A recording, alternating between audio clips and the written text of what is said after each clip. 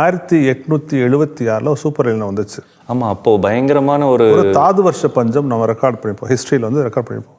அப்போ சென்னை மாகாணத்தில் இருந்த 3ல் ஒருத்தர் இறந்துட்டாங்க. ஸோ ஆல் ஓவர் இந்தியாவில் பல லட்சக்கணக்கான மக்கள் உயிர்ந்தார்கள். டோட்டலாகவே ஒரு 50 மில்லியன் அப்போவே. ஆமாம், அதான் நம்ம மெட்ராஸ் பிரசிடென்சியை பற்றி உங்களுக்கு டேட்டா இருக்குது. ஸோ 3ல் ஒருத்தர் வந்து இறந்துட்டாங்க, பஞ்சம், பசி, பட்டினினால் இறந்துட்டாங்க. ஸோ அந்த 1876 வந்த எல்னினோ மாதிரி இப்போ ரிப்பீட் ஆக போகுது.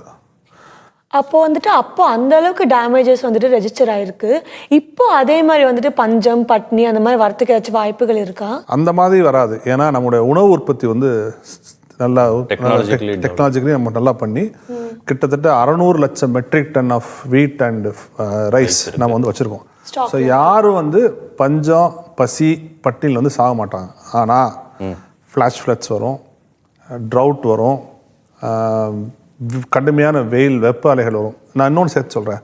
அப்போ சூப்பர் எல்னினோ வந்தப்போ எவ்வளோ டெம்பரேச்சர் இன்க்ரீஸ் ஆச்சுன்னா 1.8 தான் இன்க்ரீஸ் ஆச்சு. ஓகே, ஆவரேஜ் டெம்பரேச்சர்லேருந்து 1.8 தான் இன்க்ரீஸ் ஆச்சு, கிட்டத்தட்ட ஒரு 150 வருஷத்துக்கு முன்னாடி. இப்போ அது வந்து 2 டிகிரி அதிகமாகும். ஸோ 1876 அதிகமான வெயிலும் தாக்கமும் இருக்கும். ஆனால் ஃபுட் கிரெயின்ஸ் நம்ம ஸ்டாக் வச்சுக்கனால யாரும் பசியில் வந்து சாக மாட்டாங்க. சரி, நேச்சுரல் ஈவெண்ட்ஸுக்கான அறிகுறி எப்படின்னா, போன வாரம் தெலுங்கானாவில் ஹீட் வேவ்ஸில் 40 பேர் இறந்து போயிட்டாங்க. ஆமாம், 3 நாளைக்கு முன்னாடி உசிலம்பட்டியில் மின்னல் தாக்கி 3 பேர் இறந்து போயிட்டாங்க. மின்னல்கள் தீவிரமாகும், கிளைமேட் சேஞ்சு எல்லாம் சேர்ந்து தான், கிளைமேட் சேஞ்சும் சேர்ந்து தான். அது கிளைமேட் சேஞ்ச் வந்து இடிமின்னல் வந்து துரிதப்படுத்து, அதிகமாக்குது, தீவிரமாக்குது. கிளைமேட் சேஞ்சுற விஷயம் வந்து எதுவுமே எல்னினோ புதுசாக உருவாச்சா? கிடையாது. ஆயிரக்கணக்கான ஆண்டுகளாக பசிபிக் பெருங்கடலில் எல்னினோ இருந்துகிட்டே இருக்கும். ஆனால் கிளைமேட் சேஞ்ச் என்ன பண்ணுதுன்னா, சீ சர்ஃபேஸ் டெம்பரேச்சர் அதிகமாகறதுனால எல்னினோட தாக்கம் வந்து அதிகமாகிடும். ஸோ புயல், சூறாவளி, ஹரிக்கேன், அதிதீவிர புயல், அதிதீவிர வெள்ளம், அதிதீவிர வறட்சி, அதிதீவிர எல்லாமே புதுசு கிடையாது. எல்லாமே இங்கே இருக்குது. வெயிலில் செத்தவங்க இல்லையா? நீ 100 வருஷம் போனால் வெயில் செத்தவங்க இருப்பாங்க, வெள்ளம் வந்து செத்தவங்க இருப்பாங்க, தனுஷ்கோடி புயலை சொல்லுவாங்க. ஆனால் இப்போ எல்லாத்தையும் தீவிரப்படுத்திடுச்சு வந்து கிளைமேட் சேஞ்ச். அதோட வீரியம் ஜாஸ்தியாச்சு. ஒரு நிகழ்வுக்கும் இன்னொரு நிகழ்வுக்கும் இடையான கால வெளி இருக்குல்ல, த டைம் பிட்வீன் 2 ஈவெண்ட்ஸ், அது சுருங்கிடுச்சு. இதுதான் கிளைமேட் சேஞ்ச் பண்ணுது. இந்த எல்னினோனால இந்தியாவில் எந்த மாநிலங்களில் பாதிப்பு ரொம்ப ஜாஸ்தியாக இருக்கு? எந்த மாநிலத்தில் பாதிப்பு இருக்கா நீங்கள் கேட்கணும். அப்போ அந்த அளவுக்கு எல்லா மாநிலங்களையும் பாதிப்பு இருக்கும். ஒவ்வொரு மாநிலத்திலும் வேற வேற மாதிரி இருக்கும். கடற்கரை ஒரு மாநிலங்களில் வேற மாதிரி பாதிப்பு இருக்கும். உள்ள இருக்கக்கூடிய மத்திய பிரதேசம், மகாராஷ்டிரா அல்லது ராஜஸ்தான், குஜராத் போன்ற மாநிலங்களில் பாதிப்பு வந்து வேற மாதிரியா இருக்கும். ஓகே, நீங்கள் சொன்னீங்க ஒவ்வொரு இடத்துக்கு ஏற்ற மாதிரி அந்த இது வந்துட்டு மாறிட்டு, நம்ம கடற்கரை பகுதியான சென்னைக்கு இல்லை தமிழ்நாட்டுக்கு எந்த மாதிரியான வந்துட்டு பாதிப்புகள் ஏற்படும்? ஹீட் வேவ்ஸ் வந்து ஒரு பெரிய சிக்கலாகும். இப்போவே நீங்கள் பார்க்குறீங்க எவ்வளோ ஹீட் வேவ்ஸ் ரொம்ப பயங்கரமாக இருக்குது. என்ன பிரச்சனை இல்லை, மிடில் கிளாஸ்க்கு வந்து ஒரு டிகிரி டெம்பரேச்சர் உயர்வது என்பது ஏசியில் நீங்கள் வந்து 25 பதிலாக 24 வைன்னு சொல்லுவீங்க, அவ்வளோதான் அவங்களுக்கு. ஆனால் கிக் ஒர்க்கர்ஸ்க்கு, கன்ஸ்ட்ரக்ஷன் ஒர்க்கர்ஸ்க்கு, சேல்ஸில் இருக்கவங்களுக்கு, ஆட்டோ ஓட்டுறவங்களுக்கு, இந்த சும்மா நடைபாதையில் வந்து பழம் வைக்கிறவங்க, தூய்மை பணியாளர்கள், போலீஸ் டிபார்ட்மெண்ட், எல்லாம் அவங்களுக்குலாம் நீங்கள் வந்து லைவ்லிஹுட். அது நீங்கள் கிக் ஒர்க்கர்ஸை நம்ம அசால்ட்டாக சொல்கிறோம். நீங்கள் காலைல 11 மணிலேருந்து 3 மணிக்கு வெளியே போகாதான் நம்ம சொல்கிறோம். அரசு வந்து ஒரு அறிவிப்பானை தருது, போகக்கூடாது, ஏன்னா சுருண்டு விழுந்துருவீங்க, சரியா? ஆனால் அவங்களுக்கு லைவ்லிஹுட் லாஸ். அது அவங்க டெலிவரி பண்ணால் தான் காசு அவங்களுக்கு. நமக்கு வந்து 1 டிகிரி குறைச்சிரும் ஏசியில். அப்போ வெளியே வந்து 42 நம்ம 24 பதிலாக 23 வச்சுக்கோன்னு சொல்கிறோம், அவ்வளோதான். அவங்களுக்கு லைவ்லிஹுட் சார்ந்த விஷயம். ஸோ கிளைமேட் சேஞ்ச், எல்னினோலாம் வெறும் என்வரான்மெண்டல் இஷ்யூ இல்லை, அது ஒரு எக்கனாமிக்கல் இஷ்யூ. அதை நம்ம தயவுசெய்து புரிஞ்சுக்கணும். எஸ்பெஷலி யாரை பாதிக்கும்னா, விளிம்புநிலை வாழக்கூடிய மக்கள் இருக்காங்கல்ல, அவங்களுக்கு தான் அதிகமான கடுமையான பாதிப்பு வந்து ஏற்படுத்தும். அவங்களுக்கு சாதாரண மக்களுக்கு நீங்கள் வந்து ரெஸ்ட் எடுத்துக்கலாம், சரியா? நீங்கள் அல்லது வீட்டுக்குள்ளே போய் உட்காந்து தண்ணி நிறையா குடிச்சிட்டு ஃப்ரூட் ஜூஸ் குடிக்கலாம். அவங்களுக்கு வந்து அந்த ஃப்ரூட் ஜூஸ் விற்கிற ஃப்ரூட் ஜூஸ் காசு தான் அவங்களுக்கு ஒரு நாளைக்கான வருமானமாக இருக்கும். ப்ராஃபிட்டே அவ்வளோதான் இருக்கும். நீங்கள் ஒரு நடைபாதையில் பழம் வைக்கக்கூடிய அம்மாவுக்கு எவ்வளோ கிடைக்கும்? 200 ரூபாய் கிடைக்கும். நீங்கள் ஃப்ரூட் ஜூஸ் 150 ரூபாய் குடிச்சிட்டிங்கன்னா, ஒரு இளநீ வந்து 100 ரூபாய் குடிச்சிட்டிங்கன்னா அவங்களுக்கு என்ன லைவ்லிஹுட் இருக்கும்? என்ன வந்து வாழ்வாதாரம் இருக்கும்? ஸோ எல்னினோ, கிளைமேட் சேஞ்ச் சார்ந்த விஷயங்கள்லாம் it's not only an environmental disaster, it's an economic disaster. Super sir.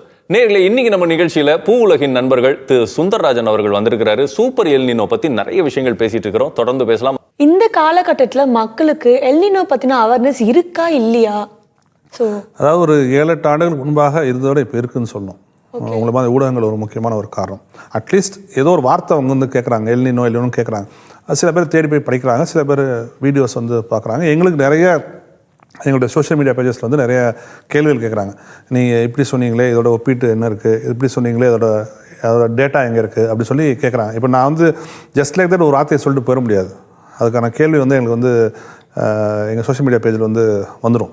Sir அது என்னுடைய புரிதலில் நான் என்ன நினைக்கிறேன்னா சார், ஒரு சின்ன ஒரு இது எல் நினோ அப்படிங்கிறது நீங்கள் சொன்னீங்க இல்லையா, ஒவ்வொரு 2 இயர்ஸ்க்கும் வரும் அப்படின்ட்டு. ஸோ எல் நினோன்னா அப்போ ரொம்ப பெரிய லெவலில் நினச்சிட்டு எதிர்பார்த்துட்டு ஜஸ்ட் லைக் தட் எப்பவும் வர்றது தானேன்னு நினச்சிட்டு ரொம்ப சாதாரணமாக விட்டுடுறோம்.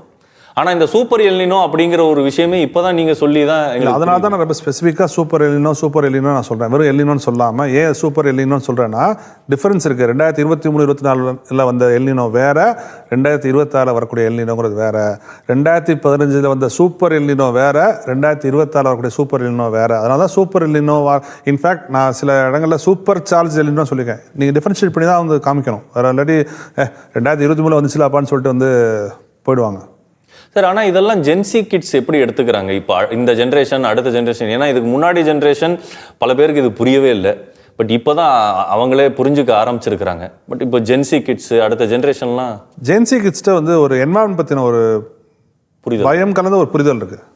ஏதோ ஒன்று தப்பாக நடக்குதுடா, இவங்க செஞ்சுட்டு போயிட்டாங்க. யார்? எங்கள் ஜென்ரேஷனை. உங்கள் ஜென்ரேஷன் இல்லை, எங்கள் ஜென்ரேஷன் ஏதோ தப்பு பண்ணிட்டாங்கடா, அவங்க செஞ்ச வேலை வந்து நம்மளை வந்து பாதிக்கிற விஷயம் வந்து உணருது. ஏன்னா நாங்கள் இன்ஸ்டாகிராமில் எங்களுக்கு என்ன ஃபீட்பேக் கிடைக்குது, ஃபேஸ்புக்கில் என்ன ஃபீட்பேக் கிடைக்குது எங்களுக்கு தெரியுது எங்களுக்கு. கரெக்ட். ஸோ அதை வச்சு தான் நாங்கள் வந்து சொல்கிறோம். ஸோ ஜென்சி கிட்ஸ்ட்டை வந்து ஏதோ ஒரு அச்சம் கலந்த ஒரு புரிதல் வந்து வந்திருக்கு. ஸோ அதை இன்னும் ஆழமாக்கி கூர்மையாக்க வேண்டிய பொறுப்பு வந்து நமக்கு வந்து இருக்குது. ஏன்னா வந்துட்டு கிட்டத்தட்ட ஒரு 15 வருஷத்துக்கு முன்னாடி இதே கான்செப்ட் இல்லாட்டி வந்துட்டு இதே டாபிக் வந்துட்டு டிஸ்கஷனாக வச்சுருந்தோன்னா அதை பற்றிலாம் எதுக்கு பேசிட்டு கொஞ்சம் இருக்கிற பழப்பை பார்க்கலாமா, அந்த மாதிரி அதை பற்றின ஒரு பயமே இருக்காது. ஏதோ ஒன்று வந்துட்டு மாற்றம் நடக்குதுன்ற ஒரு பயமே இருக்காது. அப்போ வந்துட்டு இதே மாதிரி மக்கள் நீங்கள் சொன்னதை கேட்டிருந்தாங்கன்னா இது சரி பண்ணியிருக்க முடியும் நீங்கள் நினைக்கிறீங்களா? சில கூட்டங்களில் எனக்கு பர்சனல் அனுபவமே இருக்குது. ஸ்டேஜை விட்டு கீழே இறங்கி போடலாம் எங்கிட்ட சொல்லியிருக்காங்க. உங்ககிட்ட? ஆமாம், நீ பேசலாம், இல்லை யார் செத்தா எனக்கு என்ன அப்படிலாம் சொல்லியிருக்காங்க. இன்றைக்கி அதே கூட்டம் வந்து என்னை திருப்பி வந்து பேச சொல்கிறாங்க. ஸோ மக்கள்கிட்ட வந்து ரீச்சாக இருக்குது. ஆனால் அதில் நாங்கள் பெருசாக பங்காற்றிட்டுலாம் சொல்ல வரல.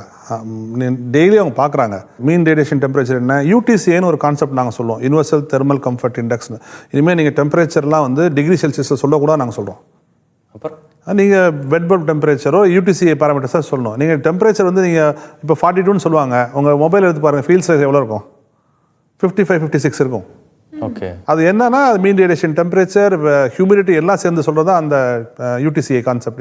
40-42க்கே நாங்கள் பயந்து 40-42 சொல்கிறது பிரயோஜனம் கிடையாது. 40-42னா வெறும் டெம்பரேச்சர். அது நீங்கள் அதோட ஹியூமிடிட்டியை சேர்க்கணும், எம்ஆர்டின்னு சொல்லக்கூடிய மீன் ரேடியேஷன் டெம்பரேச்சர் சேர்க்கணும். இதெல்லாம் சேர்த்து தான் யூடிசிஏ கொண்டு வந்து சொல்லணும். நீங்கள் இந்த கிளைமேட் மாடலிங்கிற விஷயத்தையே நீங்கள் வந்து முழுமையாக மாற்றி அமைக்கணும். வெறுமன டெம்பரேச்சர் மட்டும் உங்களை பாதிக்காது.